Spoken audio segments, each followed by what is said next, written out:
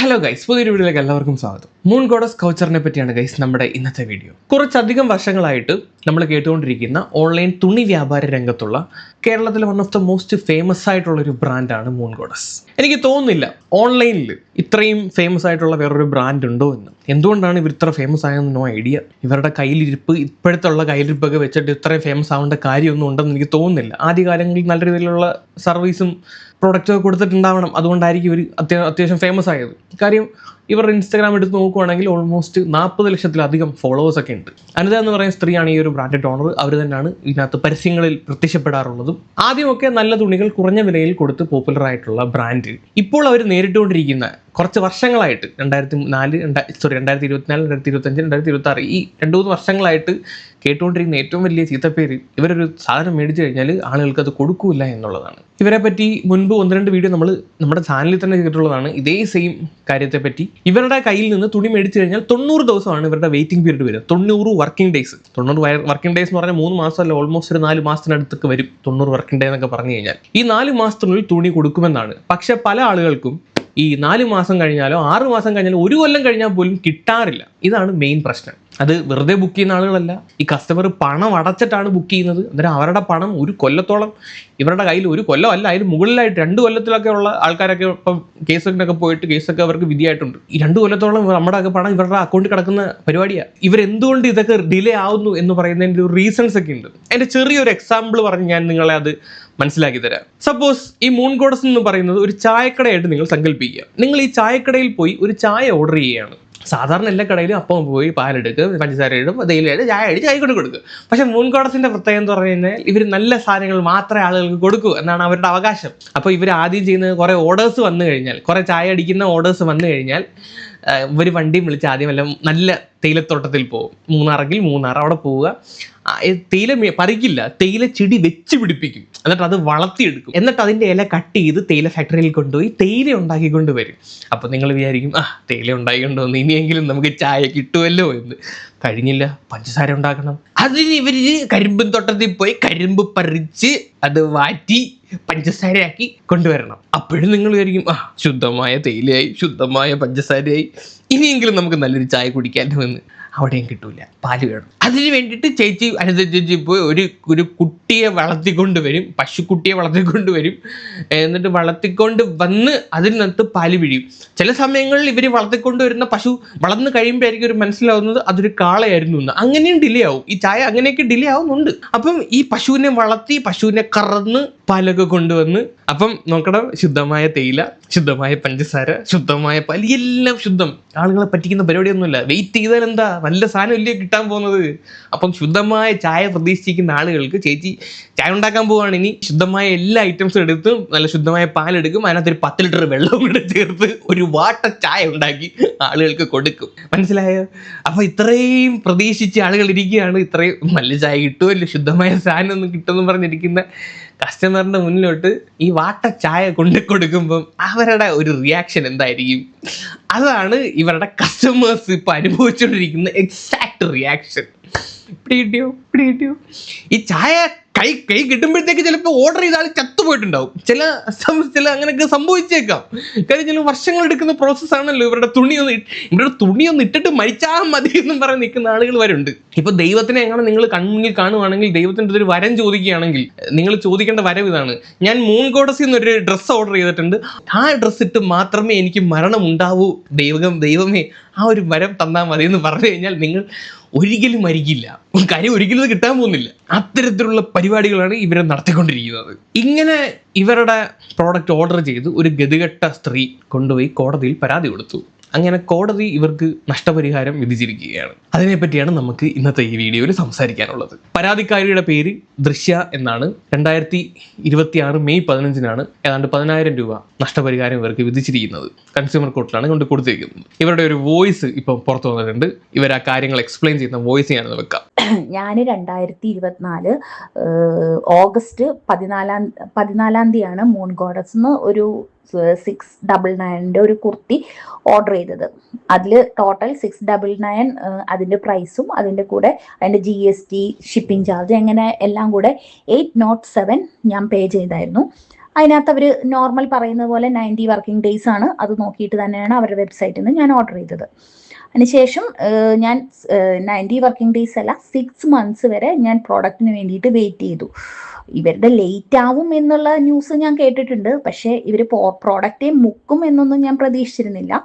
അതുകൊണ്ടാണ് ഞാനൊരു 6 month വരെ ഓക്കെ നമുക്ക് കിട്ടുമോ ഇല്ലയെന്ന് നോക്കാം എന്ന് വിചാരിച്ച് ഞാൻ വെയിറ്റ് ചെയ്തത്. 6 month ആയിട്ടും അവരുടെ നിന്ന് യാതൊരു റെസ്പോൺസും ഉണ്ടായില്ല.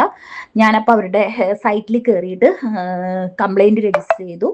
അതേപോലെ ഇൻസ്റ്റാഗ്രാമിൽ അവർക്ക് മെസ്സേജ് അയച്ചു. ഇതിന് രണ്ടിനും അവരുടെ നോർമൽ ഫോർവേഡ് മെസ്സേജുകളാണ് അവരുടെ ഷിപ്പിംഗ് പോളിസിയും അവരുടെ പോളിസികളൊക്കെ ഉള്ള എല്ലാവർക്കും അയച്ചു കൊടുക്കുന്ന നോർമൽ ആയിട്ടുള്ള അവരുടെ ഫോർവേഡ് മെസ്സേജാണ് വന്നത്. വേറൊരു റിപ്ലൈയും എനിക്ക് ഇതിന് രണ്ടിനും മെയിലിലും കിട്ടിയില്ല, വാട്സപ്പിൽ ഇൻസ്റ്റാഗ്രാമിലും മെസ്സേജിനും കിട്ടിയില്ല. അങ്ങനെ ഒരു ദിവസം ഞാൻ അതും കഴിഞ്ഞ് ഒരു ജാനുവരിയിലാണ് പിന്നീട് ഞാൻ ഇവരുടെ ഒരു റീലിൻ്റെ താഴെ ആരോ ഇതേപോലെ പ്രോഡക്റ്റ് കിട്ടിയില്ല എന്ന് പറയുന്നതിൻ്റെ കൂട്ടത്തിൽ ഞാനും കമൻറ്റ് ചെയ്തത് എൻ്റെ പ്രോഡക്റ്റിനെ കുറിച്ചിട്ട്. അപ്പോൾ ഇവർ ഉടനെ ആ കമൻറ്റ് ഡിലീറ്റ് ചെയ്തതിന് ശേഷം അവരെനിക്ക് ഇൻസ്റ്റാഗ്രാമിൽ പേഴ്സണലായിട്ട് മെസ്സേജ് അയച്ചു. ഞങ്ങളുടെ മാനുഫാക്ചേഴ്സ് ഞങ്ങൾക്ക് പ്രോഡക്റ്റ് പ്രൊഡക്ഷൻ കഴിഞ്ഞ് കൊണ്ടുവന്ന് തരുമ്പോൾ മാത്രമേ ഞങ്ങൾക്ക് അതെപ്പോൾ തരാൻ പറ്റുമെന്ന് പറയാൻ പറ്റുള്ളൂ. അതിന് പ്രത്യേകിച്ച് ഒരു ടൈം പീരീഡ് ഒന്നുമില്ല. ഞങ്ങൾക്ക് എപ്പോൾ കിട്ടുന്നോ പ്രോഡക്റ്റ് അപ്പം ഞാൻ നിങ്ങൾക്ക് തരും എന്നുള്ള രീതിയിൽ വളരെ ഒരു കൺസ്യൂമേഴ്സിനോട് ഒരു റെസ്പെക്റ്റ് ഇല്ലാത്ത രീതിയിൽ നമ്മളൊരുമാതിരി നമ്മൾ അവരുടെ നിന്ന് പൈസ വാങ്ങിച്ചു എന്നുള്ള ഒരു രീതിയിലാണ് അവിടെ നിന്നുള്ള റെസ്പോൺസ് ഉണ്ടായത്. ഈ കസ്റ്റമേഴ്സ് എല്ലാവരും പറയുന്ന മെയിൻ പ്രശ്നം ഇതാണ്. ഈ കസ്റ്റമേഴ്സിന്റെ കയ്യിൽ നിന്ന് പൈസ മേടിച്ച് ഇവർ കൈവച്ചിട്ട് നമ്മുടെ ഓർഡറിനെ പറ്റി അന്വേഷിച്ച് ചെല്ലുമ്പോൾ ഈ കസ്റ്റമേഴ്സിന്റെ അടുത്ത് ഇവർ പറയുന്ന മോശമായിട്ടുള്ള പെരുമാറ്റം, വെറും വൃത്തികെട്ട രീതിയിലാണ് ഈ കസ്റ്റമേഴ്സിനെ ഇവർ ഹാൻഡിൽ ചെയ്യുന്നത്. നമ്മൾ അവരുടെ കയ്യിൽ നിന്ന് കടം ചോദിച്ച് ചെല്ലുന്ന രീതിയിലാണ് അവർ ഹാൻഡിൽ ചെയ്യുന്നത്. ഒന്ന് ആലോചിച്ച് നോക്ക്. സാധാരണ ഒരു കസ്റ്റമർ കെയറിൽ ഇരിക്കുന്ന ഒരു വ്യക്തി പാലിക്കേണ്ട ഒരു മിനിമം മാനേഴ്സ് പോലും, കസ്റ്റമറിന് കൊടുക്കേണ്ട ഒരു മിനിമം റെസ്പെക്ട് പോലും ഇവരുടെ ഭാഗത്ത് നിന്ന് കൊടുക്കാറില്ല, അത് ഉണ്ടാകാറില്ല. എനിക്കൊന്ന് ഇങ്ങനെയാണോ നിങ്ങളുടെ ഈ കസ്റ്റമർ കെയറിൽ ഇരിക്കുന്ന ക്ണാപ്പന്മാരെയും ക്ണാപ്പത്തികളെയും ട്രെയിൻ ചെയ്ത് വെച്ചേക്കുന്നത്? ഒരുമാതിരി കോണാത്തിൽ ഏർപ്പാടാണ് കേട്ടോ. സീരിയസ്ലി, അറ്റ്ലീസ്റ്റ് തൻ്റെ ഭാഗത്ത് തെറ്റുണ്ടെങ്കിൽ, താങ്കളുടെ കമ്പനിയുടെ ഭാഗത്ത് തെറ്റുണ്ടെങ്കിൽ കസ്റ്റമർ വിളിക്കുന്ന സമയത്ത് കസ്റ്റമർ ചിലപ്പോൾ രോക്ഷമായിട്ടായിരിക്കും വിളിക്കുന്നത്, ദേഷ്യത്തോടായിരിക്കും വിളിക്കുന്നത്. കാര്യം അവരുടെ പൈസ നിങ്ങളുടെ കൈ കിടക്കാണ്.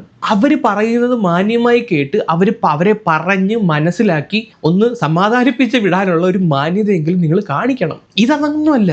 ഇത് കസ്റ്റമറിനേക്കാളും വലിയ ആറ്റിറ്റ്യൂഡാ. ഞങ്ങൾ ഇങ്ങനെയൊക്കെയാണ്, ഇവിടെ ഇങ്ങനെയൊക്കെ പറ്റത്തുള്ളൂ. നിനക്ക് സാധനം വേണോ? നിനക്ക് വേണമെങ്കിൽ പോയടി, നിന്റെ പൈസ എനിക്ക് സൗകര്യം എളുപ്പം തരും. ഈ തരത്തിലുള്ള ആറ്റിറ്റ്യൂഡാണ് ഇവരുടെ കസ്റ്റമർ കെയർ ഇരിക്കുന്ന ആളുകൾക്ക്. ഇതിന്റെ ബാക്കി വോയിസ് നിങ്ങൾ കേൾക്കും. ഇപ്പൊ ഞാൻ പറഞ്ഞു, ഇങ്ങനെയാണെങ്കിൽ എനിക്ക് കൃത്യമായിട്ട് നിങ്ങളൊരു ടൈം പറയൂ, ഏത് സമയത്തിനുള്ളിൽ ആ പ്രോഡക്റ്റ് കിട്ടും എന്നുള്ളത് പറയൂ പറഞ്ഞപ്പോൾ അവർ പറയുന്നത് അവർക്കത് പറയാൻ പറ്റില്ല. എപ്പോൾ തരുന്നു അവർക്ക് തോന്നുന്ന സമയത്ത് അവർ തരും എന്ന് മാത്രമേ പറയുന്നുള്ളൂ. അപ്പം ഞാൻ കേസുമായിട്ട് പോകും പറഞ്ഞപ്പോൾ അവർ പറഞ്ഞു എന്നാൽ നിങ്ങൾ കേസുമായിട്ട് പൊക്കോളൂ, നമുക്കൊന്നുമില്ല എന്ന്. അങ്ങനെയാണ് ഞാൻ ഓൺലൈനായിട്ട് കൺസ്യൂമർ കോടതിയിൽ പരാതി രജിസ്റ്റർ ചെയ്തത്. പരാതി രജിസ്റ്റർ ചെയ്തതിന് ശേഷം 1 വർഷത്തോളം അതിൻ്റെ ഹിയറിങ്ങും കാര്യങ്ങളും ഒക്കെയായി. മെയ് 15 അതിൻ്റെ ജഡ്ജ്മെൻറ്റ് വന്നത്. ജഡ്ജ്മെൻറ്റിൽ പറയുന്നത് നമുക്ക് 807 രൂപയാണ് ഞാൻ ആ പ്രോഡക്റ്റിന് ചിലവാക്കിയത്.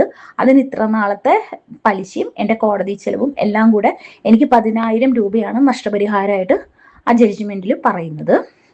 നമുക്ക് കസ്റ്റമേഴ്സിനോട് വളരെ എനിക്ക് പ്രത്യേകിച്ച് ഞാൻ കേസിനായിട്ട് പോകാനുള്ളൊരു കാര്യം, നമ്മൾ പൈസ കൊടുത്ത് ഓർഡർ ചെയ്യുന്ന ഒരു സാധനം, അത് 100 രൂപയുടെ ആയിക്കോട്ടെ, 1000 രൂപയുടെയോ 10,000 രൂപയുടെയോ ആയിക്കോട്ടെ, പക്ഷെ നമുക്ക് കിട്ടേണ്ട ഒരു റെസ്പെക്റ്റ്, നമ്മൾ അവരുടെ നിന്ന് പൈസ മേടിച്ചു എന്നൊരു, നമ്മൾ അവരെ പറ്റിച്ചു എന്നുള്ള ഭാവത്തിൽ നിന്ന് അവരുടെ ഒരു റെസ്പോൺസാണ് എനിക്ക് കോടതിയിൽ പോകണം, കേസ് ഫയൽ ചെയ്യണം എന്നുള്ളൊരു തീരുമാനം എടുക്കാനുള്ള മെയിൻ റീസൺ അതായിരുന്നു. അവരുടെ ഒരു കസ്റ്റമേഴ്സിനുള്ളിൽ റൗഡ് ബിഹേവിയർ, അതൊരിക്കലും നമുക്ക് അങ്ങനെ ക്ഷമിച്ചു കൊടുക്കാൻ പറ്റുന്നൊരു കാര്യമായിട്ട് എനിക്ക് തോന്നിയില്ല.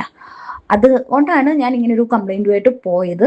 ഇത്രയും ഒരു വർഷത്തോളം എടുത്തു കോടതിയിൽ എൻ്റെ പ്രൊസീജിയറുകളൊക്കെ കഴിഞ്ഞ് ജഡ്ജ്മെൻ്റ് ആവാൻ വേണ്ടിയിട്ട്. ഒരു കാര്യം പറയാൻ പറ്റുമോ, ഞാൻ കംപ്ലൈൻറ്റ് കൊടുത്തു എന്നുള്ളത് അവരറിഞ്ഞപ്പോൾ എനിക്ക് ഒരു 1 വീക്കിൻ്റെ ഉള്ളിൽ അവർ ഈ പ്രോഡക്റ്റ് എനിക്ക് അയച്ചു തന്നു. ഞാൻ എൻ്റെ കംപ്ലൈൻറ്റ് രജിസ്റ്റർ ചെയ്തതിന് ശേഷം. അപ്പോൾ അവർ അയച്ചു തന്നപ്പോൾ ഞാനത് കൈപ്പറ്റിയില്ല. കാരണം ഞാൻ കംപ്ലൈൻറ്റ് കൊടുക്കുന്നതിന് മുമ്പ് ഞാൻ അവരോട് ചോദിച്ചു എൻ്റെ പ്രോഡക്റ്റ് എപ്പോൾ അയച്ചു തരും പറഞ്ഞപ്പോൾ അവർ റെസ്പോൺസ് ഒന്നും ചെയ്തില്ല. കംപ്ലൈൻറ്റ് കൊടുത്തോളാനുമാണ് പറഞ്ഞത്. അപ്പം ഞാൻ കൊടുത്തു കഴിഞ്ഞപ്പോൾ അവർ ഏത് ടൈപ്പിലുള്ള പ്രോഡക്റ്റ് അല്ലെങ്കിൽ എന്ത് ക്വാളിറ്റിയുള്ള പ്രോഡക്റ്റ് ഒന്നും എനിക്കറിയില്ല. അതുകൊണ്ട് ഞാൻ ആ പ്രോഡക്റ്റ് കൈപ്പറ്റിയില്ല, ഞാൻ തിരിച്ചയക്കുകയാണ് ചെയ്തത്. അങ്ങനെ തിരിച്ചയച്ചു കഴിഞ്ഞപ്പോൾ അവിടെ നിന്നൊരു കോള്, അവിടുത്തെ കസ്റ്റമർ കെയറിൽ നിന്നൊരു കോള് വന്നിട്ട് ചോദിച്ചു, എന്താണ് മാഡം പ്രോഡക്റ്റ് നമ്മൾ അയച്ചിട്ട് മാഡം റിട്ടേൺ അടിച്ച എന്തുകൊണ്ടാണെന്ന് ചോദിച്ചു. അപ്പം ഞാൻ കാര്യം പറഞ്ഞു, ഞാൻ ഇത്രയും കാലം ഓർഡർ ചെയ്തിട്ട് ഇത്രയും കാലവും ഇതുവരെ നിങ്ങൾ പ്രോഡക്റ്റ് തന്നിട്ടുണ്ടായിരുന്നില്ല. ഞാൻ കംപ്ലൈൻറ്റ് കൊടുത്ത ഉടനെ നിങ്ങൾക്ക് പ്രോഡക്റ്റ് അയക്കാമെങ്കിൽ ഞാനത് സ്വീകരിക്കാൻ ഞാനിപ്പോൾ തയ്യാറല്ല, അതുകൊണ്ട് തിരിച്ചയച്ചു എന്ന് മറുപടിയാണ് ഞാൻ അവരോട് പറഞ്ഞത്.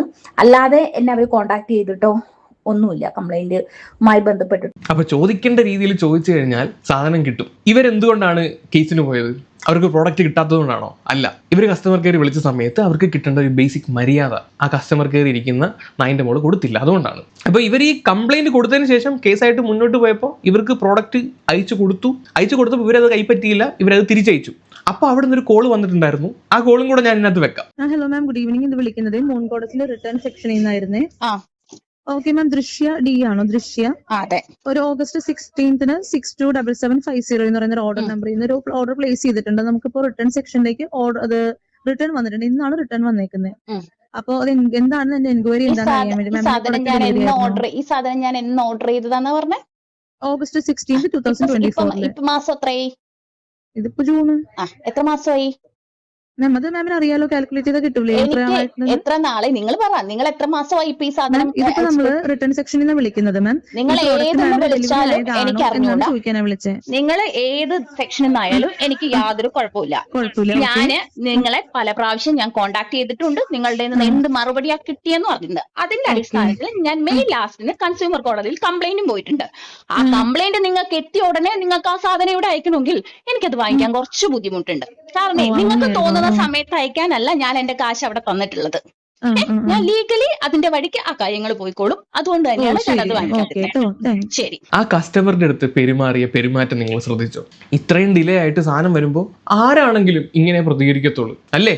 ഞാൻ അങ്ങനെ പ്രതികരിക്കത്തുള്ളൂ. മനുഷ്യന്മാരായിട്ടുള്ളവന്മാർ വികാരം കാണിക്കും. അത് മനസ്സിലാക്കേണ്ട ഒരു ഉത്തരവാദിത്വം ഓപ്പോസിറ്റ് ഇരിക്കുന്ന ഒരു വ്യക്തിക്കുണ്ട്. കാരണം അവരുടെ ഭാഗത്തു നിന്നുള്ള തെറ്റാണത്. അല്ലാതെ കസ്റ്റമർ ഏത് രീതിയിൽ പറയുന്നു അതേ നാണയത്തിൽ അവർ 2 കട്ടക്കിട്ട ഞാൻ 4 കട്ടക്കിടും എന്നും പറഞ്ഞല്ല നിൽക്കേണ്ടത്. ഇതിന്റെ ഓണറായിട്ടുള്ള അനിത ഇവരുടെ ഇൻസ്റ്റാഗ്രാം പ്രൊഫൈലിൽ ഒരു വീഡിയോ ഒരു 3-4 ദിവസം മുമ്പ് ഇട്ടിട്ടുണ്ടായിരുന്നു. അതിനകത്ത് പറയുന്ന കുറച്ച് കാര്യങ്ങൾ ഞാൻ നോക്കാം. ഹായ് ടിയേഴ്സ്, അപ്പം ഇന്ന് മൂൺഗോഡസിനെ കുറിച്ചിട്ട് എനിക്ക് കുറച്ച് കാര്യങ്ങൾ പറയാനുണ്ട്. അപ്പോൾ ഞാൻ വിചാരിച്ചേ ഇന്ന് ഇങ്ങനെ ഇരിക്കുന്നൊരു സമയമാണ്. അപ്പം നിങ്ങളോട് സംസാരിച്ചിട്ട് കുറേ നാളായി. അപ്പം ഞാൻ വിചാരിച്ചു നമുക്ക് കുറച്ച് സംസാരിക്കാമെന്ന്. അപ്പം മൂൺഗോഡസ് സ്റ്റാർട്ട് ചെയ്തതേ 2017 ലാസ്റ്റ് 2018 കാലഘട്ടങ്ങളിലാണ്. മൂൺഗോഡസിനെ എല്ലാവരും അറിയുന്നത് 2020 കോവിഡിൻ്റെ സമയത്താണ്. അപ്പം അത് മുതൽ ഇന്നേ വരെ മൂൺഗോഡസിനെ സ്നേഹിച്ച എല്ലാ കസ്റ്റമേഴ്സിനും ഒത്തിരി നന്ദി. മൂൺഗോഡസ് ഒരിക്കലും ഏറ്റവും വലിയ ബ്രാൻഡാകാനൊന്നും ശ്രമിച്ചിട്ടില്ല. ആ സമയത്ത് ഒരേ ഒരു ലക്ഷ്യം മാത്രമേ ഉണ്ടായിരുന്നുള്ളൂ, ഏറ്റവും റേറ്റ് കുറവിൽ ഏറ്റവും നല്ല ഡ്രസ്സ് കൊടുക്കുക എന്നുള്ളത്, ഏറ്റവും ബെസ്റ്റായിട്ടുള്ള ഡ്രസ്സ് കൊടുക്കുക എന്നുള്ളത്. അതിന് തക്കതായ കാരണങ്ങൾ എനിക്കുണ്ടായിരുന്നു. അപ്പോൾ ആ തീരുമാനത്തിന് ഒത്തിരി പേര് നമ്മൾ സ്നേഹത്തോടെ കൂടെ കൂട്ടി ഒത്തിരി പേര് വിമർശിച്ചു. ആ വിമർശിച്ചതിൽ കുറേയൊക്കെ യാഥാർത്ഥ്യങ്ങളുണ്ടായിരുന്നു, കുറേയൊക്കെ വൈറലാവാൻ വേണ്ടിയിട്ട് ചെയ്തതുണ്ടായിരുന്നു. എൻ്റെ ഒരു സ്വഭാവം വെച്ചിട്ട് കുറേ കാര്യങ്ങളൊക്കെ ഞാൻ കണ്ടില്ല എന്നാ വിടുക, അത് മൈൻഡാക്കാൻ പോകാറില്ല. പക്ഷേ അതൊക്കെ മൈൻഡാക്കണമായിരുന്നെന്നും എല്ലാത്തിൻ്റെയും പിന്നാലെ പോയി അതിന് മറുപടി കൊടുക്കണമെന്നുള്ളതും ഞാൻ അത്രയ്ക്ക് അതിനന്ന് എടുത്തില്ല. പിന്നെ കുറച്ച് ദിവസം മുന്നേ ഞാനൊരു സംസാരത്തിൻ്റെ ഇടയിൽ കേട്ട കാര്യമാണ്. അതായത് ഒരു ഇൻഫ്ലുവൻസറായിട്ട് സ്റ്റാർട്ട് ചെയ്യുമ്പോൾ ഫസ്റ്റ് വീഡിയോ വൈറലാവാനായിട്ട് മൂൺഗോഡസിൽ നിന്നൊരു ഡ്രസ്സ് വാങ്ങി അതിൻ്റെ വീഡിയോ ചെയ്താൽ മതി, വെറുതെ ഒരു വീഡിയോ ചെയ്താൽ മതി. അത് ശരിയാണോ തെറ്റാണോ എന്ന് എനിക്കറിയില്ല. പക്ഷെ ചേച്ചിക്ക് അറിയത്തില്ലെങ്കിൽ ഞാൻ പറഞ്ഞുതരാം ചേച്ചി. സംഭവം ശരിയാണ്. നിങ്ങളെപ്പറ്റി വീഡിയോ ചെയ്ത് കഴിഞ്ഞാൽ അത് വൈറലാവാറുണ്ട്. എൻ്റെ കാരണം എന്താണെന്ന് വെച്ച് കഴിഞ്ഞാൽ നിങ്ങളെപ്പറ്റി ഒരു മോശം വീഡിയോ വരുമ്പോൾ അതിനകത്ത് യാഥാർത്ഥ്യം ഉണ്ടായതുകൊണ്ടാണ് അത് വൈറലാവുന്നത്. അതാണ് റിയാലിറ്റി. നിങ്ങളുടെ കയ്യിൽ നിന്ന് ഒരു ഡ്രസ്സ് വാങ്ങി പണി കിട്ടിയ ഒരു വ്യക്തി അത് സോഷ്യൽ മീഡിയയിൽ വന്ന് പറയുമ്പോൾ അത് കാണുന്ന ആളുകൾക്ക് ഇതുപോലൊരു പണി എനിക്കും കിട്ടിയല്ലോ എന്ന് അവർക്ക് കണക്റ്റ് ആവും, അവർക്കത് റിലേറ്റബിൾ ആവും. അപ്പോൾ അവർ ആ ഒരു വീഡിയോ അടുത്ത പണി കിട്ടിയ ആളുകൾക്കും അയച്ചു കൊടുക്കും. അവർ അടുത്ത പണി കിട്ടിയ ആളുകൾക്ക് അയച്ചു കൊടുക്കും. ഇങ്ങനെ ആയിരക്കണക്കിന് ആളുകൾക്ക് അത് അയച്ചു കൊടുക്കും. അങ്ങനെയാണ് മെയിനായിട്ട് ഈ സാധനം വൈറലാവുന്നത്. നമുക്ക് കിട്ടിയ ഒരു പണി മറ്റൊരുത്തന്നെ കിട്ടിയതെന്ന് അവരും വന്ന് പറയുമ്പോൾ നമുക്കൊരു സമാധാനം, നമുക്കൊരിത് റിലേറ്റ് ചെയ്യാൻ പറ്റും. അതുകൊണ്ടാണ്. അപ്പം വൈറലാകാൻ വേണ്ടിയിട്ട് അവരത് ചെയ്തു എന്ന് പറയുന്നതിനേക്കാൾ നല്ലത് നിങ്ങളുടെ കയ്യിലിരിപ്പ് കാരണം അത് വൈറലായി എന്ന് പറയുന്നതായിരിക്കും നല്ലത്. ഇനി ഈ വീഡിയോയ്ക്ക് കുറച്ച് കാര്യങ്ങൾ പറയുന്നുണ്ട്, എന്തുകൊണ്ട് ഈ പ്രോഡക്റ്റ് ഒക്കെ ഡിലേ ആയി എന്നുള്ളതിൻ്റെ. അതുകൂടെ ഞാനൊന്ന് വെക്കാം. എല്ലാവരും മനസ്സിലായി മൂൺ ഗോഡസിന്റെ പേര് എന്ന് പറയുന്നത് ആളുകൾ ഒത്തിരി ശ്രദ്ധിക്കപ്പെട്ടു എന്നുള്ളത്. പിന്നെ ഇപ്പോഴും എന്താ പറയാ, ഇപ്പോൾ ഒരു സമയത്ത്, ഇപ്പോൾ 2024 സമയത്ത് എൻ്റെ മകന് വന്ന ഒരു പ്രശ്നം, അതായത് ഹെഡ് ഇഞ്ചുറി, അതുപോലെ 2024 ലാസ്റ്റിൽ എൻ്റെ അമ്മയ്ക്ക് വൈകായിക വന്നതും 2025 അവരുടെ മരണവും, ഈ 2 കാലം എൻ്റെ ശ്രദ്ധ ഒന്ന് മാറ്റിയപ്പോൾ എന്താ പറയുക, നമ്മുടെ സിസ്റ്റത്തിൽ, മാനേജ്മെൻറ്റിൽ ഒത്തിരി വീഴ്ചകൾ സംഭവിച്ചു. നമ്മുടെ ഫാക്ടറിയിലൊരു പ്രോബ്ലം സംഭവിച്ചു. അപ്പോൾ അതിൻ്റെ ബുദ്ധിമുട്ടുകളൊക്കെ നേരിട്ടത് കസ്റ്റമേഴ്സാണ്. അപ്പോൾ നിങ്ങൾക്ക് അറിയാം ഇതിൻ്റെയൊക്കെ ബുദ്ധിമുട്ടുകൾ അനുഭവിക്കുന്നത് കസ്റ്റമേഴ്സ് ആണെന്ന്. എന്നിട്ട് അതിൻ്റെ എന്തെങ്കിലും ഒരു മാന്യത ആ കസ്റ്റമേഴ്സിൻ്റെ അടുത്ത് നിങ്ങൾ കാണിച്ചിട്ടുണ്ടോ? അല്ലെങ്കിൽ നിങ്ങളുടെ കമ്പനി കാണിച്ചിട്ടുണ്ടോ? ഇല്ല. അവരുടെ മെസ്സേജിന്, അവരുടെ കോൾസിന് ഒരു പ്രോപ്പറായിട്ടുള്ള ഒരു മറുപടി നിങ്ങളുടെ ഭാഗത്ത് നിന്ന് കൊടുത്തിട്ടുണ്ടോ? മാന്യമായി സംസാരിച്ചിട്ടുണ്ടോ? ഇല്ല. കസ്റ്റമേഴ്സ് വിളിക്കുന്ന സമയത്ത് നിങ്ങളുടെ ഭാഗത്ത് നിന്ന് അറഗൻ്റ് ആയിട്ടുള്ള റിപ്ലൈസ് ആണ് അവർ കിട്ടാറുള്ളത്. എന്നിട്ട് വന്നിരുന്ന് മെഴുകല്ലേ ചേച്ചി. അതിന് ഉത്തരവാദിത്തം ഏറ്റവും നല്ല രീതിയിൽ തന്നെ ഞാൻ ഏറ്റെടുക്കുകയും ചെയ്തു. ഉത്തരവാദിത്തം നിങ്ങൾ ഏറ്റെടുത്തു. എന്നിട്ട് എന്തുണ്ടായി? ഈ പറയുന്ന ചതിക്കപ്പെട്ട കസ്റ്റമേഴ്സിന് എന്തെങ്കിലും ഗുണമുണ്ടായോ? അവരുടെ പണമാണ് നിങ്ങളുടെ കീശയിൽ കിടക്കുന്നത്. എന്നിട്ട് അതിന് ഉത്തരവാദിത്തം ഞാൻ ഏറ്റെടുത്തു എന്ന് പറഞ്ഞ 2 വാക്കിൽ പ്രശ്നം തീരൂ? ഇല്ല. അതിന് പരിഹാരമാണ് കാണേണ്ടത്. നിങ്ങൾക്ക് ഇത്രയും വർഷങ്ങളായിട്ട് അതിന് പരിഹാരം കാണാൻ പറ്റുന്നില്ലെങ്കിൽ നിങ്ങളുടെ കഴിവില്ലായ്മ നിങ്ങൾ മനസ്സിലാക്കണം. നിങ്ങൾക്ക് ഒട്ടും കഴിവില്ല എന്ന് ഞാൻ പറയുന്നില്ല. ഇങ്ങനെ ഒരു ബ്രാൻഡ് വളർത്തിക്കൊണ്ട് വരാനും ഇത്രയും കസ്റ്റമേഴ്സിനെ ഒപ്പിക്കാനൊക്കെ ഉള്ള കഴിവുണ്ട്. പക്ഷെ അതിനെ മെയിൻറ്റെയിൻ ചെയ്ത് കൊണ്ടുപോകാൻ നിങ്ങൾ കേപ്പബിൾ അല്ലെങ്കിൽ കേപ്പബിൾ ആകുന്ന ആളുകളെ വെക്കണം എന്നാണ് എനിക്ക് പറയാനുള്ളത്. ഈ ഡിലേ ആവുന്ന കസ്റ്റമേഴ്സിന് നിങ്ങൾ ഇത്രയും വർഷങ്ങൾക്ക് ശേഷം അല്ലെങ്കിൽ മാസങ്ങൾക്ക് ശേഷം ആ ഡ്രസ്സ് അയച്ചു കൊടുത്താൽ പ്രശ്നം തീരൂ? ഇല്ല. അറ്റ്ലീസ്റ്റ് ആ ഡിലേ ആയതിന് കസ്റ്റമേഴ്സിൻ്റെ അടുത്തൊന്ന് കമ്മ്യൂണിക്കേറ്റ് ചെയ്യാൻ നിങ്ങൾ ശ്രമിക്കണം. ഒന്നെങ്കിൽ നിങ്ങൾ ഡിലേ ആവുകയാണെങ്കിൽ അവരുടെ പലിശ അടക്കം ആ പൈസ തിരിച്ചു കൊടുക്കണം. കാരണം ഓരോ കസ്റ്റമറിൻ്റെ നിന്ന് മിനിമം 1000 വെച്ചിട്ട് 1000, 2000, 10,000 ലക്ഷക്കണക്കിന് കസ്റ്റമേഴ്സാണ് നിങ്ങൾക്കുള്ളത്. അതിന് ഇത്രയും പൈസ എന്ന് പറഞ്ഞാൽ കൂന കൂടി കിടക്കുകയാണ്. അതിന് എന്തോരം പലിശ മാത്രമായിട്ട് നിങ്ങൾക്ക് കിട്ടും. അത് മാത്രം മതി നിങ്ങൾക്ക് ഒറ്റയ്ക്ക് തിന്നാൻ വേണ്ടിയിട്ട്. അന്നേരം പലിശ തിരിച്ചു കൊടുക്കണം അവരുടെ. അല്ലെങ്കിൽ അവർ മേടിച്ച തുണിയിൽ നിന്ന് നല്ലൊരു ഡിസ്കൗണ്ട് അവർക്ക് കൊടുക്കണം, എന്നിട്ട് അയക്കണം. അതും പോരെങ്കിൽ ഏറ്റവും മിനിമം എന്തുകൊണ്ട് ഈ പ്രോഡക്റ്റ് ഡിലേ ആയി എന്നുള്ളതിന് ഒരു കത്ത് ആ ഒരു പ്രോഡക്റ്റിൻ്റെ കൂടെ നിങ്ങൾക്ക് അയക്കാം. ഞാൻ ക്ഷമ ചോദിക്കുന്നു എന്ന് പറഞ്ഞൊരു കത്ത് നിങ്ങൾക്ക് അയക്കാം. ഇത് കാണുമ്പോൾ കസ്റ്റമേഴ്സ് ഓക്കെ, അവർ അറ്റ്ലീസ്റ്റ് ഒരു ക്ഷമയെങ്കിലും ചോദിച്ചല്ലോ എന്നൊരു തോന്നൽ അവർക്ക് ഉണ്ടാവും. ചിലർക്കെങ്കിലും നിങ്ങളുള്ള ദേഷ്യം, ഈ പ്രോഡക്റ്റ് ഓർഡർ ചെയ്തിട്ടുള്ള റിഗ്രറ്റ് അതിൽ നിന്ന് ചിലപ്പോൾ ഇല്ലാതാവും. ക്ഷമ ചോദിക്കുന്നതുകൊണ്ട് വലിയ തെറ്റൊന്നുമില്ല. നിങ്ങളുടെ ബ്രാൻഡാണ്, കസ്റ്റമർ ആണ് കിങ്. അപ്പൊ അവരെടുത്ത് ഒരു ക്ഷമ ചോദിച്ചെന്ന് പറഞ്ഞ് വലിയ തെറ്റുള്ള കാര്യമൊന്നുമല്ല. ഇത് കസ്റ്റമർ കിങ് എന്ന് പറഞ്ഞതിന് മാത്രമേ ഉള്ളൂ. അവരെ പട്ടിയെ പോലാണ് ട്രീറ്റ് ചെയ്യുന്നത്. ഈ വീഡിയോയ്ക്കകത്ത് പോലും ഇപ്പൊ നിങ്ങൾ പറയുന്നു കസ്റ്റമർ ആണ് അത് അതിന്റെ ബുദ്ധിമുട്ട് അനുഭവിക്കുന്നത്, അതിനകത്ത് പോലും അവരോട് ഞാൻ നിങ്ങളുടെ അടുത്ത് ക്ഷമ ചോദിക്കുന്നു എന്നൊന്നും പറയുന്നൊന്നുമില്ല. അത് ഏറ്റെടുക്കുന്നു, ഞാൻ നല്ല രീതിയിൽ അത് മുന്നോട്ട് കൊണ്ടുപോകാൻ ശ്രമിക്കുന്നു എന്ന് മാത്രമേ അവർ പറയുന്നുള്ളൂ. ബാക്കിയേക്ക് അതായത് അതിൽ മുൻകൂട്ടി തുടങ്ങുമ്പോൾ എൻ്റെ വിഷൻ എന്തായിരുന്നോ, അതായത് ഏറ്റവും കുറഞ്ഞ വിലയിൽ ഏറ്റവും ബെസ്റ്റ് ഡ്രസ്സ് കസ്റ്റമറിന് കൊടുക്കണം എന്നുള്ളതായിരുന്നു. വില കൂട്ടി വെച്ചിട്ട് ഡിസ്കൗണ്ട് കൊടുക്കുന്നതും അതുപോലെ തന്നെ വില കൂട്ടി ഒരു 600-700% ഒക്കെ ലാഭം ഇട്ട് വെക്കുന്നതും സത്യം പറഞ്ഞാൽ ഈസിയാണ്. ഒരു ദിവസം ഒരു പ്രൊഡക്റ്റ് പോയാൽ മതി. പക്ഷേ എന്താ പറയുക, അത്രയും റേറ്റ് കുറവില്ല, അത്രയും റിസ്ക് എടുത്ത് അത് ചെയ്യുക എന്ന് പറയുന്നത് ഭയങ്കര ബുദ്ധിമുട്ടുള്ളൊരു കാര്യമാണ്. കാരണം ഒത്തിരി പേര് പറഞ്ഞിട്ടുണ്ട് ഇത്രയും കേട്ടിട്ടും ഇത്രയും വിലക്കുറവിന് കൊടുക്കുന്നതുകൊണ്ട് ഇത്രയും ശത്രുക്കൾ ഉണ്ടാക്കി വെച്ചേക്കണേ.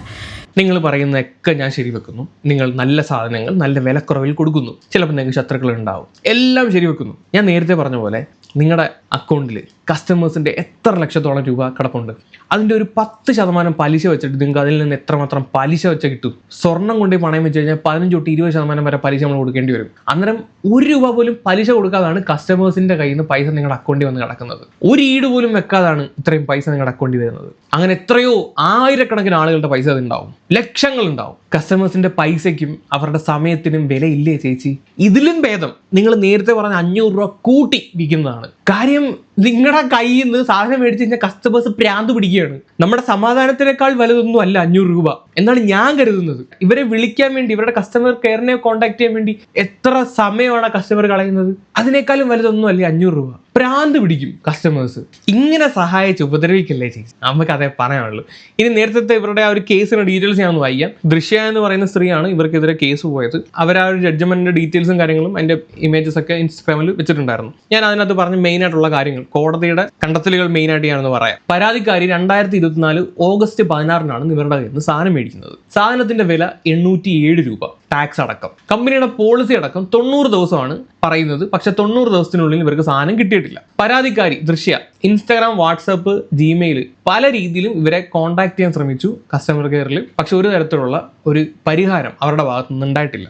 അതേ തുടർന്നാണ് ഇവർ കൺസ്യൂമർ ഹെൽപ്പ് ലൈനിൽ ആദ്യം പരാതി നൽകുന്നു. പിന്നീട് കൺസ്യൂമർ കമ്മീഷനിൽ കേസ് ഫയൽ ചെയ്യുന്നു. പരാതിക്കാരിയുടെ ആവശ്യങ്ങൾ എന്താണെന്ന് ചോദിച്ചു കഴിഞ്ഞാൽ തന്റെ പൈസ 807 രൂപ തിരികെ കിട്ടണം. മാനസികമായിട്ടുള്ള ബുദ്ധിമുട്ടിന് സേവനത്തിനുണ്ടായ വീഴ്ചയിലും നഷ്ടപരിഹാരം കിട്ടണം. കേസിലെ ചിലവുകൾ, ഈ കേസ് നടത്താൻ വേണ്ടിയിട്ടുണ്ടായ ചിലവും ഇവർ തിരികെ കൊടുക്കണം. ഇതാണ് ദൃശ്യം മുന്നോട്ട് വെച്ച കാര്യങ്ങൾ. ഇനി കമ്പനിയുടെ വാദം കേൾക്കാം. അവർ പറയുന്നത് സാധനം ഞങ്ങൾ അയച്ചു കൊടുത്തിരുന്നു. 4/6/2025 ഷിപ്പ് ചെയ്തിരുന്നു. 9/6/2025 ഡെലിവറിക്ക് തയ്യാറായിരുന്നു. പക്ഷെ പരാതിക്കാരി സാധനം സ്വീകരിച്ചില്ലെന്നും തിരികെ അയച്ചു എന്നുമാണ് അവർ പറയുന്നത്, കമ്പനി പറയുന്നത്. അതുകൂടാതെ അവരുടെ പോളിസിയിൽ ഈ 90 ദിവസം കൂടാതെ തന്നെ ഡെലിവറി ടൈം മാറാമെന്ന് പറഞ്ഞിട്ടുണ്ടെന്നുള്ള രീതിയിൽ അവർ വാദിച്ചു. അതുകൂടാതെ ഇവരുടെ ഫാക്ടറിയിൽ എന്തൊക്കെയോ അപകടം സംഭവിക്കുകയും ഫാബ്രിക്കുകൾ നശിച്ചു പോവുകയും അത് കാരണമാണ് ഡെലിവറി വൈകിയത്. അല്ലാതെ ഇവരുടെ ഭാഗത്തുനിന്ന് ഒരു സർവീസ് ഡെഫിഷ്യൻസി ഉണ്ടായിട്ടില്ല എന്നാണ് ഇവർ വാദിക്കുന്നത്. എന്ന് വെച്ച് കഴിഞ്ഞാൽ ഞങ്ങളുടെ ഭാഗത്ത് തെറ്റൊന്നും സംഭവിച്ചിട്ടില്ല, ഇന്ന കാരണങ്ങളാലാണ് ഈ പ്രോഡക്റ്റ് വൈകിയത്. ഇവരുടെ വാദം ഇതാണ്. ഈ കേസ് ഒത്തുതീർപ്പാക്കാൻ വേണ്ടി ശ്രമിച്ചു, പക്ഷെ നടന്നില്ല. ഇനി കോടതി എന്തൊക്കെ കാര്യങ്ങളാണ് പരിശോധിച്ചതെന്ന് നോക്കാം. ഡെലിവറി അനാവശ്യമായിട്ട് വൈകിയിട്ടുണ്ടോ എന്നുള്ളത് പരിശോധിച്ചു. വൈകാനുള്ള കാരണം പരാതിക്കാരിയെ ശരിയായിട്ട് അറിയിച്ചിട്ടുണ്ടോ എന്നുള്ള കാര്യം പരിശോധിച്ചു. കമ്പനിയുടെ ഭാഗത്ത് സർവീസ് ഡെഫിഷ്യൻസി ഉണ്ടായിട്ടുണ്ടോ എന്നുള്ള കാര്യം പരിശോധിച്ചു. ഈ പരാതിക്കാരി ആവശ്യപ്പെട്ട പരിഹാരങ്ങൾക്ക് അവർ അർഹയാണോ എന്നുള്ള കാര്യം കൂടി പരിശോധിക്കുന്നുണ്ട്. ഇത്രയും കാര്യങ്ങൾ ഈ പരാതിക്കാരി വെച്ച തെളിവുകളുടെ അടിസ്ഥാനത്തിൽ പരിശോധിച്ചിട്ടുണ്ടായിരുന്നു. ഈ പ്രോഡക്റ്റിന് ഇൻവോയ്സ്, വാട്സപ്പ് ചാറ്റുകൾ, ഷിപ്പിംഗ് ഡീറ്റെയിൽസ്, ഇമെയിലിന്റെ ഡീറ്റെയിൽസ്, ഈ കാര്യങ്ങളെല്ലാം സമർപ്പിച്ചിട്ടുണ്ടായിരുന്നു. ഇതുകൂടാതെ ഈ മൂൺ ഗോഡസ് എന്ന് പറയുന്ന ബ്രാൻഡിനെതിരെ ഒരുപാട് പരാതികൾ ഇതിനു മുമ്പ് വന്നിട്ടുള്ളതാണ്. ആ വാർത്തകളും ഇവർ പ്രൂഫായിട്ട്, ഇവർ ആദ്യമായിട്ട് ചെയ്യുന്ന പരിപാടിയല്ല, ഇവരുടെ സ്ഥിരം പരിപാടിയാണെന്നുള്ള രീതിയിൽ അവർ വാദിക്കുകയുണ്ടായി. എന്നാൽ കമ്പനിക്ക് മതിയായിട്ടുള്ള തെളിവുകൾ കോടതിയിൽ രേഖപ്പെടുത്താൻ സാധിച്ചില്ല. അതുകൊണ്ട് തന്നെ ഇവരുടെ എവിഡൻസും കാര്യങ്ങളൊക്കെ കോടതി അങ്ങ് ക്ലോസ് ചെയ്തു. എന്നിട്ട് വിധി അങ്ങോട്ട് പ്രഖ്യാപിച്ചു. കോടതിയുടെ പ്രധാനപ്പെട്ട നിരീക്ഷണങ്ങൾ എന്തൊക്കെയാണെന്ന് നോക്കാം. ഈ പ്രോഡക്റ്റ് ഡെലിവറി ചെയ്യാനുള്ള ഡിലേ അത് നല്ല രീതിയിൽ കൂടുതലാണ്. രണ്ടാമത്തത്, അവർ വാദിച്ചത് ഫാബ്രിക് നശിച്ചു പോയെന്നാണ്. കോടതി പറഞ്ഞ കാര്യം, ഫാബ്രിക് നശിച്ചു പോയി എന്നുള്ള ഒരു കാരണം ഉണ്ടെങ്കിൽ പോലും ഇത്രയും ഡിലേ ഉണ്ടാവാനുള്ള കാരണം ന്യായീകരിക്കാൻ പറ്റുന്നതല്ല എന്നാണ് കോടതി പറഞ്ഞത്. ഉപഭോക്താവിന്, കൺസ്യൂമറിന് അവരുടെ സാധനം കറക്റ്റ് സമയത്ത് കിട്ടാനുള്ള അവകാശം അവർക്കുണ്ട്. ഇനി അടുത്താണ് മെയിൻ പോയിന്റ്. ഇവർ പ്രോഡക്റ്റ് അയച്ചു കൊടുത്തിട്ട് ഇവർ തിരിച്ച് വിട്ടായിരുന്നല്ലോ, അവർ കൈപ്പറ്റാതെ. ആ ഒരു പോയിന്റിന് കോടതി പറഞ്ഞ മറുപടി ഇതാണ്: അനാവശ്യമായിട്ടുള്ള ഡിലേ ഉണ്ടായാൽ കൺസ്യൂമറിന് ആ പ്രോഡക്റ്റ് വരുന്ന സമയത്ത് അത് നിരസിക്കാനും അത് തിരിച്ചയക്കാനുമുള്ള അവകാശം അവർക്കുണ്ട് എന്നാണ് കോടതി പറയുന്നത്. മെയിൻ പോയിന്റ് ആണ്. സാധനം കൈ കിട്ടിയെന്നും പറഞ്ഞ് അത് മേടിച്ചു വെക്കേണ്ട ആവശ്യം നിങ്ങൾക്ക് ആർക്കുമില്ല.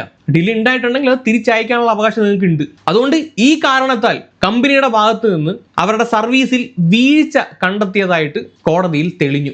അതുകൊണ്ട് പരാതിക്കാരി ആവശ്യപ്പെട്ടതുപോലെ 807 രൂപ ഇവർ തിരിച്ചു കൊടുക്കണം. അതുപോലെ തന്നെ 16/8/2024 മുതൽ അന്തിമ പണം നൽകുന്നത് വരെ 10% പലിശ നൽകണം. ഈ 807 രൂപയുടെ സേവനത്തിന്റെ വീഴ്ച 7000 രൂപ നഷ്ടപരിഹാരം നൽകണം. സേവനത്തിനുണ്ടായ വീഴ്ച. കേസിന്റെ ചെലവ് 3000 രൂപ നഷ്ടപരിഹാരം നൽകണം. പിന്നെ ഈ മുഴുവൻ തുകയും 45 ദിവസത്തിനുള്ളിൽ നൽകണമെന്നും 45 ദിവസത്തിനുള്ളിൽ നൽകിയില്ലെങ്കിൽ ഓരോ മാസവും 500 രൂപ വെച്ചിട്ട് എന്നാണോ ഒരു പൈസ കൊടുക്കുന്നത് അതുവരെ അത്രയും രൂപ കൊടുക്കണം എന്നാണ് കോടതി പറഞ്ഞിരിക്കുന്നത്. അപ്പൊ ഇതിൽ നിന്ന് കോടതി എന്ത് സന്ദേശമാണ് നമുക്ക് നൽകുന്നതെന്ന് ചോദിച്ചു കഴിഞ്ഞാൽ, ഈ വിധിയിൽ കോടതി വ്യക്തമാക്കുന്നത് ഇൻസ്റ്റാഗ്രാം, ഫേസ്ബുക്ക് പോലുള്ള സോഷ്യൽ മീഡിയ വഴി നടത്തുന്ന ഓൺലൈൻ ബിസിനസ്സുകളും കൺസ്യൂമർ പ്രൊട്ടക്ഷൻ ആക്ടിന് വിധേയമാണ്. സ്റ്റോക്ക് പ്രശ്നം, അപകടം, ഷിപ്പിംഗ് വൈകി തുടങ്ങിയ കാരണങ്ങൾ പറഞ്ഞാൽ മാത്രം മതിയാകില്ല. അനാവശ്യമായ താമസം തന്നെ സേവനത്തിലെ വീഴ്ചയാണെന്ന് കോടതി വ്യക്തമാക്കുന്നു. ഉപഭോക്താവിന് റീഫണ്ട്, പലിശ, നഷ്ടപരിഹാരം, കേസിലെ ചിലവ് എന്നിവ ലഭിക്കാനും ഈ വിധി ഉറപ്പാക്കുന്നു. അപ്പം ഇതാണ് കോടതി പറഞ്ഞിട്ടുള്ള കാര്യങ്ങൾ. അപ്പം നിങ്ങൾക്ക് ഏതെങ്കിലും തരത്തിൽ ഇവരുടെ നല്ല ഏത് ഷോപ്പിൽ നിന്നും ഏത് സൈറ്റിൽ നിന്നും ഇങ്ങനെയൊക്കെയുള്ള അനുഭവങ്ങൾ ഉണ്ടായിട്ടുണ്ടെങ്കിൽ ഉറപ്പായിട്ടും കോടതിയെ സമീപിക്കാവുന്നതാണ്. പിന്നെ ഇതിൻ്റെ ഒരു പോരായ്മ, പല ആളുകളും ഇതിന് മടിക്കുന്നതിൻ്റെ മെയിൻ കാരണം എന്താണെന്ന് വെച്ച് കഴിഞ്ഞാൽ ഈ ഒരു പ്രോസസ്സ് കുറച്ച് ലെന്തിയാണ്. ഇവർക്ക് ഈ ഒരു വിധി വരാൻ വേണ്ടി 1 കൊല്ലത്തോളം കാത്തിരിക്കേണ്ടി വന്നു. 1 കൊല്ലം എടുത്തു. നമ്മുടെ കേസുകൾ കുറച്ചുകൂടെ ഫാസ്റ്റായിട്ട് വിധി വരുന്ന ഒരു പരിപാടി ഈ നാട്ടിൽ ഉണ്ടായിരുന്നെങ്കിൽ കുറേയൊക്കെ പ്രശ്നങ്ങൾ നമ്മുടെ നാട്ടിലും തീർന്നു പോയേനെ. ഈ ഒരു കാര്യം മാത്രമല്ല, ഇതുപോലുള്ള കുറേ കാര്യങ്ങൾ നമ്മുടെ നാട്ടിൽ ഇല്ലാതായേനെ. അതുപോലെ തന്നെ ഇവരുടെ ഈ മൂൺ ഗോഡസ് എന്ന് പറയുന്ന ഇവരുടെ കയ്യിൽ നിന്ന് സാധനങ്ങൾ മേടിക്കാൻ വേണ്ടിയിട്ട് പൈസ കൊടുത്ത് കാത്തിരിക്കുന്ന അല്ലെങ്കിൽ കബളിപ്പിക്കപ്പെട്ട ആളുകൾ ഇതേ രീതി തന്നെ പിന്തുടരണം എന്നാണ് എനിക്ക് പറയാനുള്ളത്. മറ്റൊരു കാര്യം കൂടി എനിക്ക് പറയാനുള്ളത് ഇതിൻ്റെ ഓണറായിട്ടുള്ള അനിതയെടുത്താണ്. നിങ്ങളുടെ തെറ്റുകൾ മനസ്സിലാക്കി അത് കൂടുതൽ എഫക്റ്റീവായിട്ടും എഫിഷ്യൻ്റ് ആയിട്ടും തീർക്കാൻ പറ്റുമെങ്കിൽ എത്രയും പെട്ടെന്ന് തന്നെ തീർക്കുക. കാരണം ഒരു ബിസിനസ് ബ്രാൻഡും ഇവിടെ നശിച്ചു പോകാൻ ഞാൻ ആഗ്രഹിക്കുന്നില്ല. നിങ്ങൾ കഷ്ടപ്പെട്ടാണ് ഇത്രയും അത് എത്തിച്ചത്. അതിൻ്റെ പുറകിൽ എത്രമാത്രം സാക്രിഫൈസ്, എത്രമാത്രം നിങ്ങൾ പ്രയത്നിച്ചിട്ടുണ്ടെന്ന് നിങ്ങൾക്ക് മാത്രം അറിയൂ. ഇത് കാണുന്ന നമുക്കോ അല്ലെങ്കിൽ നിങ്ങളുടെ കയ്യിൽ നിന്ന് സാധനങ്ങൾ മേടിക്കുന്ന കസ്റ്റമേഴ്സിനോ അത് അറിയേണ്ട ആവശ്യവുമില്ല, അവർക്കത് അറിയുകയുമില്ല. അപ്പോൾ അത് നിലനിന്ന് പോകാൻ നിങ്ങൾ ആഗ്രഹിക്കുന്നുണ്ടെങ്കിൽ കസ്റ്റമറിനെ ആ രീതിയിൽ ട്രീറ്റ് ചെയ്യുക. എത്രയും പെട്ടെന്ന് പ്രശ്നങ്ങളെല്ലാം തീർക്കാൻ വേണ്ടി ശ്രമിക്കുക. പ്രത്യേകിച്ച് നിങ്ങളെപ്പോലുള്ള വുമൺ എന്റർപ്രണേഴ്സ് നമ്മുടെ നാട്ടിൽ ഇനിയും ഉയർന്നു വരണമെങ്കിൽ അവർക്ക് വലിയൊരു പ്രചോദനമാണ് നിങ്ങൾ. കാരണം നിങ്ങളെയൊക്കെ മാതൃകയാക്കുന്ന ഒരുപാട് സ്ത്രീകൾ നമ്മുടെ നാട്ടിലുണ്ടാവും. അവർക്കൊക്കെ ഒരു പ്രചോദനമാകേണ്ട വ്യക്തി ഈ രീതിയിൽ ഒരു ബ്രാൻഡിനെ നശിപ്പിച്ച് കളയുമ്പോൾ ഒരുപക്ഷെ നിങ്ങളുടെ പേഴ്സണൽ കാര്യങ്ങൾ കൊണ്ടായിരിക്കാം ഇതൊക്കെ ബിസിനസ്സിനെ അഫക്റ്റ് ചെയ്യുന്നത്. പക്ഷെ അതൊന്നും കൺസ്യൂമേഴ്സിന് അറിയേണ്ട ആവശ്യമില്ല. അപ്പോൾ തീർക്കാൻ പറ്റുന്നതാണെങ്കിൽ തീർക്കുക. കാരണം ഈ കാര്യങ്ങൾ ജനങ്ങളൊന്ന് പറയാൻ തുടങ്ങിയിട്ട് വർഷങ്ങളായി. ഇത് പറഞ്ഞു നമ്മൾ തന്നെ മടുത്തടേ, ഉള്ള കാര്യം പറയാമല്ലോ. ഒരു ക്രൈസിസ് തീർക്കാൻ ഇത്രയും സമയമോ? സോ കൂടുതലൊന്നും പറയുന്നില്ല. ഇനി നമ്മളെ കൊണ്ട് ഇങ്ങനൊരു വീഡിയോ ചെയ്യിപ്പിക്കാതിരിക്കും. കാര്യം ഇപ്പോഴും ഇൻസ്റ്റാഗ്രാമിലൊക്കെ കുറേ ആളുകൾ കിട്ടിയില്ല എന്നൊക്കെ വന്ന് പറയുന്നുണ്ട്. ഒന്നും പറയില്ല. അപ്പോൾ ശരി, ബൈ.